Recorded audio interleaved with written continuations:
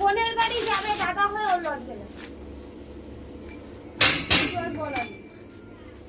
বলছে কেউ কিছু আবার যদি আমাকে বলে কে কি বলবে রে ওটা বাজার কে কি বলবে কেউ কিচ্ছু বলবে না।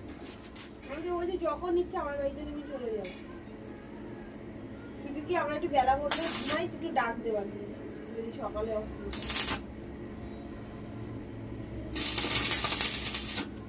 এই সকালবেলায় চলে যেত আবার বিকেলে আসতো।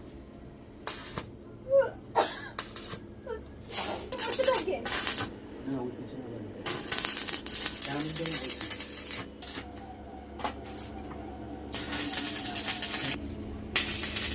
সকালবেলা ঘুম থেকে উঠে আগে রান্না করে